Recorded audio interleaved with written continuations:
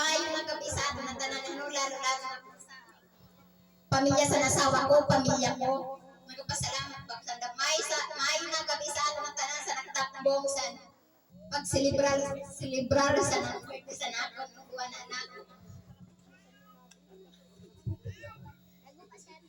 Na Kuyang Nanang, happy birthday.